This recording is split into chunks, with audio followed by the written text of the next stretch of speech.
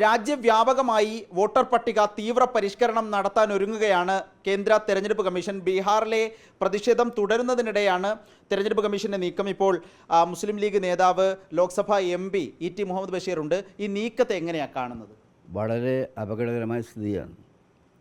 SIRനെതിരായി രാജ്യത്തുടനീളം ഉയർന്നു വന്നുകൊണ്ടിരിക്കുന്ന പ്രതിഷേധങ്ങൾ പുല്ലുവില കൽപ്പിച്ച് വളരെ അപകടകരമായ ആ നടപടിയിലേക്ക് വീണ്ടും പോവുകയാണ്. കഴിഞ്ഞ പാർലമെൻറ്റ് സമ്മേളനം നമുക്കറിയാം, ഒരു ദിവസം പോലും ഒറ്റ ദിവസം മാത്രം ഉണ്ടായി. ബാക്കി ദിവസങ്ങളിൽ മുഴുവൻ ഇതിൻ്റെ പ്രതിഷേധാഗ്നി വളരെ ശക്തിയായിട്ട് വരികയായിരുന്നു.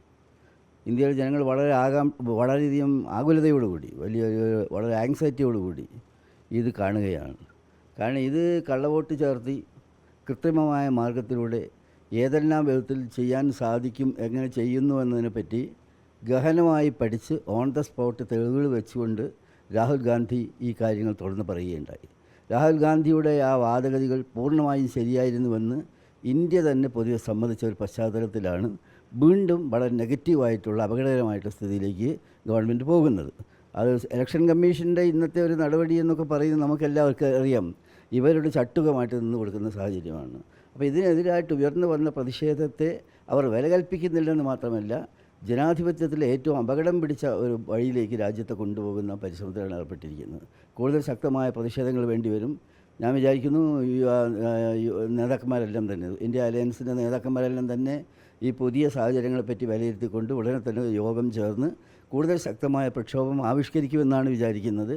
അങ്ങനെ വേണ്ടി വരും. കാരണം ജനാധിപത്യത്തിൻ്റെ അടിത്തൂൺ തന്നെ ഇളകുന്ന വിധത്തിൽ കാര്യങ്ങൾ പോവുകയാണ്. SIRലൂടെ വോട്ടർ പട്ടികയിൽ കൃത്രിമം നടത്താനാണോ ശരിക്ക് തെരഞ്ഞെടുപ്പ് കമ്മീഷനും അതിലൂടെ BJPയും ആഗ്രഹിക്കുകയും ഉദ്ദേശിക്കുകയും ചെയ്യുന്നത്? തീർച്ചയായിട്ടും അതിൽ അവർ എടുക്കുന്ന ഡേർട്ടി ഗെയിം ഏതെല്ലാം വിധത്തിലാണെന്ന് കൃത്യമായി ഓൺ ദ സ്പോട്ട് പഠിച്ച് ആ കാര്യത്തെപ്പറ്റി രാഹുൽ ഗാന്ധി കൊണ്ടുവന്നിട്ടുള്ള ഏറ്റവും ചടുലമായ നീക്കങ്ങളെപ്പറ്റി ഇന്ത്യ ഗഹനമായി സ്വാഗതം ചെയ്യേണ്ടത്. വളരെ ശക്തമായ നിലപാട് കാര്യത്തിൽ രാഹുൽ ഗാന്ധി എടുത്തു. ഇന്ത്യ രാജ്യം മുഴുവൻ സ്വാഭാവികമായിട്ടും ഇതിനു മുമ്പ് ഒരിക്കലും കണ്ടിട്ടില്ലാത്തൊരു സോളിഡാരിറ്റി ആ കാര്യത്തിൽ കണ്ടു. അപ്പോൾ ഇതെല്ലാം വഴിവിട്ട വഴിയിൽ എല്ലാ കാര്യവും അങ്ങനെ തന്നെ.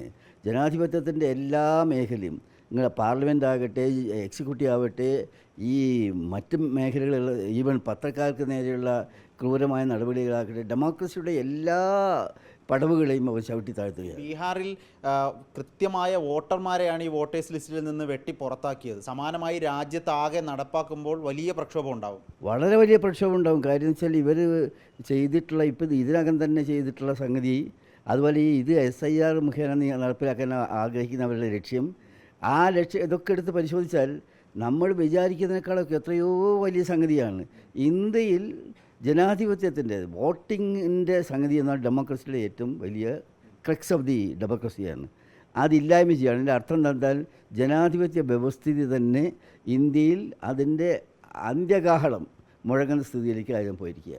ജനാധിപത്യത്തിൻ്റെ അന്ത്യകാഹളം മുഴങ്ങുന്ന രൂപത്തിലേക്കാണ് തെരഞ്ഞെടുപ്പ് കമ്മീഷൻ്റെ പ്രവർത്തനങ്ങൾ പോകുന്നത് എന്നാണ് മുസ്ലിം ലീഗ് നേതാവ് കൂടിയായ ET മുഹമ്മദ് ബഷീർ MP വ്യക്തമാക്കുന്നത്.